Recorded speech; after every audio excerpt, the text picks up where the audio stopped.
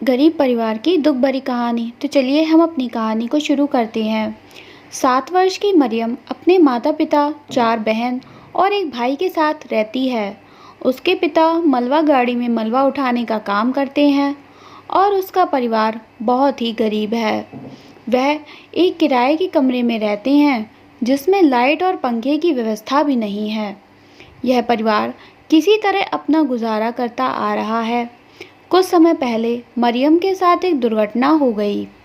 राकेश एक 12-13 वर्ष का लड़का है जो मरियम के घर के पास ही रहता था। उसने मरियम को रोज की तरह अपने घर के बाहर खेलते हुए देखा और उसे बुलाया। राकेश और मरियम एक दूसरे को पहले से जानते थे, तो मरियम उसके बुलाने पर उसके घर चली गई। घर पर राकेश अकेला था क्योंकि उसके माता पिता काम पर गए हुए थे। राकेश ने मरियम को गोद में बिठाकर उसके साथ यौनिक हिंसा करी। मरियम को काफ़ी दर्द महसूस हुआ और वह रोते रोते वहाँ से भाग गई। घर पर मरियम ने अपनी माँ को पूरी बात बता दी और जब शाम को पिता काम से वापस आए तो माँ ने उनको भी घटना के बारे में बताया। पिता ने तुरंत पुलिस को फ़ोन किया और अगले दिन पुलिस राकेश को ले गई। मरियम के केस की जांच अधिकारी अफसर ने मरियम और उसके परिवार को चाइल्ड वेलफेयर कमेटी के सामने प्रस्तुत किया और चाइल्ड वेलफेयर कमेटी ने हक सेंटर फॉर चाइल्ड राइट्स को सपोर्ट प्रोवाइडर नियुक्त किया। हक की तरफ से सपोर्ट पर्सन खुशनूर मरियम और उसके परिवार को सपोर्ट करने की तैयारी शुरू करने लगी। क्योंकि परिवार के पास फ़ोन भी नहीं था और उनका घर एक कच्चे इलाके में था जहां घरों के बारे में कोई नंबर नहीं लिखा था, उन तक पहुंच पाना आसान नहीं था। जैसे तैसे हक की टीम ने उनका घर ढूंढ ही निकाला। पहली मुलाकात में ही टीम ने देख लिया कि पूरा परिवार एक छोटे से कमरे में गिने चुने सामान के साथ रहता है। उनका कमरा ही उनकी गरीबी की हालत बयान कर रहा था।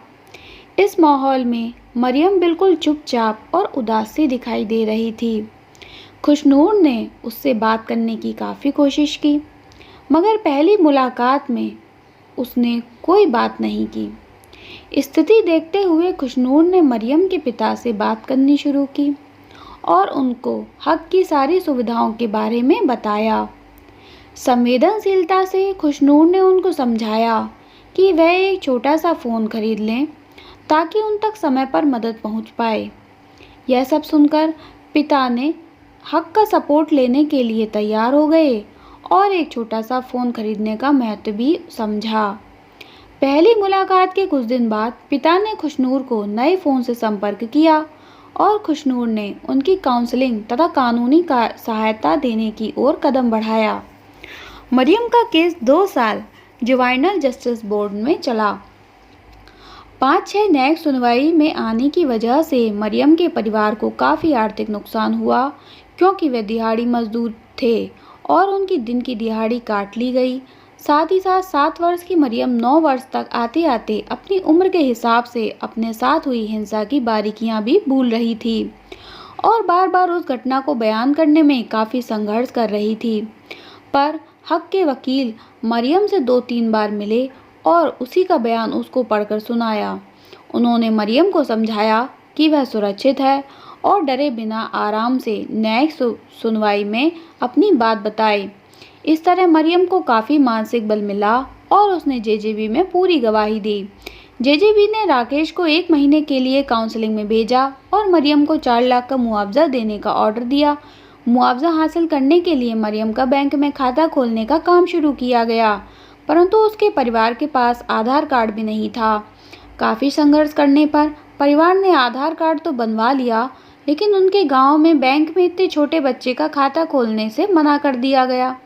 खुशनूर ने उनकी मदद के लिए कई अलग अलग बैंकों में बात की, परंतु सभी ने खाता खोलने से इसलिए मना कर दिया क्योंकि मरियम के परिवार के पास दिल्ली में रहने का कोई प्रमाण पत्र नहीं था।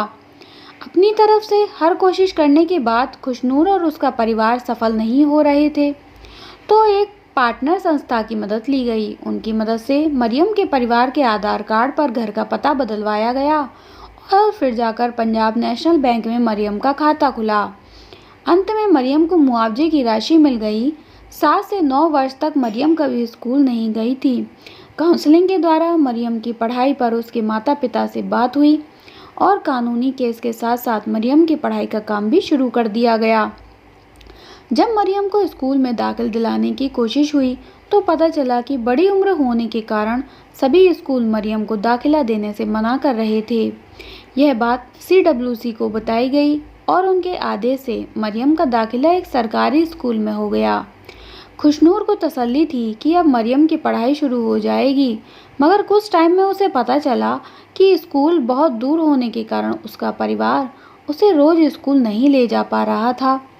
आखिर में जब मरियम की मुआवजे की राशि उसके खाते में आई तो उसके पिता ने उसको पास के एक प्राइवेट स्कूल में दाखिल करवा दिया। इतने लंबे सफ़र में खुशनूर और मरियम की काफ़ी दोस्ती हो गई और दोनों कभी कभी मन हल्का करने के लिए मिलकर मरियम की पसंद के चिप्स, चॉकलेट और समोसे खाते थे और बातों ही बातों में अपना रिश्ता भी मजबूत करते थे। मरियम अब पहले से काफ़ी बेहतर है। वह स्कूल भी जाती है और खुशनूर से खुद ही फ़ोन पर बात भी कर लेती है। कोरोना वायरस लॉकडाउन के दौरान हक ने मरियम और उसके परिवार को राशन, दूध और ब्रेड से पूरी सहायता की और अब यह परिवार अपनी तकलीफ़ों से जूझता हुआ आगे बढ़ रहा है। तो दोस्तों, हमारी ये कहानी यहीं ख़त्म होती है। आप लोगों को मेरी कहानी कैसी लगी प्लीज़ कमेंट बॉक्स में ज़रूर बताइएगा। पसंद आई हो तो इसे लाइक करें, ज़्यादा से ज़्यादा लोगों में शेयर करें और मेरे चैनल को ज़रूर सब्सक्राइब करें, जिससे मेरी और नई नई कहानियाँ जल्द से जल्द आप तक पहुँच सकें। तो दोस्तों, आज के लिए इतना ही। तब तक के लिए धन्यवाद।